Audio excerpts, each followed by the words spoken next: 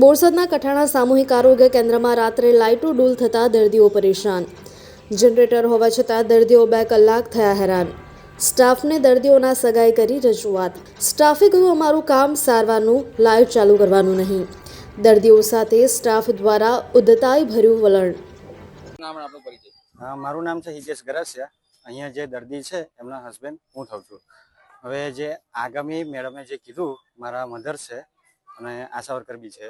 હવે 3 મહિના થઈ ગયા છે હોસ્પિટલને ખુલ્લે ઉદ્ઘાટન કરે. રમણભાઈ સોલંકી ઉદ્ઘાટન કરી ગયા, બરાબર. 3 મહિના થયા તો હજી 3 મહિનાથી જનરેટર શાના માટે પાછા ઉદ્ઘાટન કરવા આવવાના છે? એના માટે બંધ રાખ્યું છે જનરેટર 3 મહિનાથી બંધ છે. શાના કારણે બંધ છે એ અમે પ્રશ્ન કર્યો સાહેબને, તો સાહેબ એવું કહેવા માંગે છે એ મારી ફરજમાં આવતું નથી. આ ફરજ છે કોની? હું ખાલી એટલું જાણવા માંગુ છું કે જનરેટર ચાલુ કરવાની ફરજ કોની છે?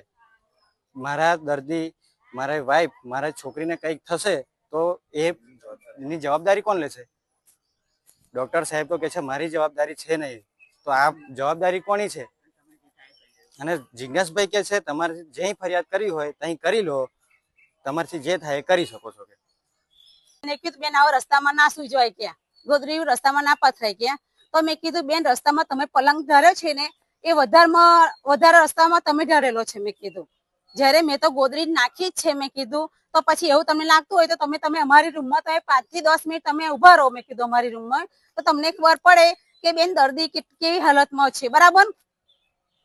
મેં કોઈ તમને તો પવન આવે છે એટલે બેન તમે કશું બોલતા નહીં, હલતા નથી, બરાબર. પણ અમે તકલીફમાં છીએ. અમારું બચ્ચું મકોડા, પાંખોવાળા મકોડા હતા, જીવડા હતા, અને એવાથી અમે સાચવીને, અમારા 2 દર્દી હતા. તો બેન, એક બેન છે ને તો મમતા કાર્ડ થી પવન હલાવતા હતા, અને એક બેન છે ને સંજીવની ફાઇલ હતી, એ ફાઇલ થી પવન નાખતા હતા અને એ કરતા હતા એ લોકો. તો એ લોકોને હાથ દુખી ગયો હતો, પણ એ લોકો કોઈ જોવા નથી અંદર. મેં સાહેબને, મેં એમઓને ફોન કર્યો તો એમઓનો ફોન સ્વિચ ઓફ બતાવતો હતો. પછી મેં સિસ્ટરને કીધું, બેનને કીધું તો કે બેન તમે ફોન કર્યો એમો, બરાબર, કે તો બંધ બતાવે છે ને. તો પછી અમે શું કરે કે, તો ચલો મેં બંધ કર્યો, મેં નંબર કર્યો એ સીયુજી કાર્ડ હતું, પણ પર્સનલ એમનો બી એક્સરે બીજો પર્સનલ નંબર એમની પાસે હોય એ તમારી પાસે દવાખાનાના ઓલરેડી બધાના સ્ટાફની જોડે હોવો જોઈએ ને હશે, પણ એમને વાત કરી ના કરી મને નહીં જાણ કરી. તો એમને મને એવું કીધું કે જાણ નહીં કરી, કે ભાઈ ડોક્ટરે ફોન નહીં પાડ્યો. પછી અમે ચલો 2 વાગ્યા પછી એ લોકોએ કે તમને પલંગ અમે લાવી આપીએ. તો બહાર ચોકમાં ક્યાં પલંગ લાવી, ચોકમાં પલંગ લાવી આપ્યો.